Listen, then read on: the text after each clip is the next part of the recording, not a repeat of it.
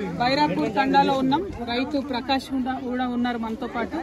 మరి ఆయన చేతికి వచ్చినటువంటి పంటను ఫారెస్ట్ వాళ్ళు నిండా నిలువున విషం చిమ్మి మరి పాడు చేస్తే తట్టుకోలేక అదే విషం తీసుకొని ఆత్మహత్య ప్రయత్నం చేసిండు తమ్ముడు. అందుకనే తమ్ముడికి ధైర్యం చెప్పడానికి, అట్లానే ఈ మొత్తం చుట్టుపక్కల కూడా మంచిప్ప అనేటటువంటి ప్రాజెక్టు నేను కట్టనీయను అని రేవంత్ రెడ్డి గారు ఇదివరకు చెప్పింది.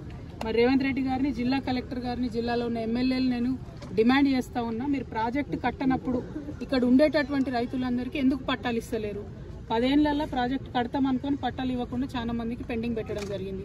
ఇప్పుడు మీరు ప్రభుత్వం పాలసీ ప్రాజెక్టు కట్టనని తీసుకున్నప్పుడు ఎందుకు పట్టాలు ఇస్తలేరని చెప్పి నేను ప్రభుత్వాన్ని ప్రశ్నిస్తున్నా.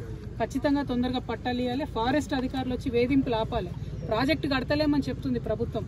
మీరు అత్యుత్సాహంతో వచ్చి అమాయకమైనటువంటి గిరిజన రైతుల్ని ఇబ్బంది పెట్టొద్దని నేను ఫారెస్ట్ అధికారులను డిమాండ్ చేస్తున్నా. వెంటనే మన ప్రకాష్ గారికి, రైతు గారికి నష్టపరిహారం కూడా కలెక్టర్ గారు ఇవ్వాలి. దానికోసం కూడా నేను డిమాండ్ చేస్తాను. వారి కుటుంబాన్ని ఆదుకోవడానికి కూడా ప్రభుత్వం ముందుకు రావాలని కూడా డిమాండ్ చేస్తా ఉన్నాను. Thank you. జై తెలంగాణ.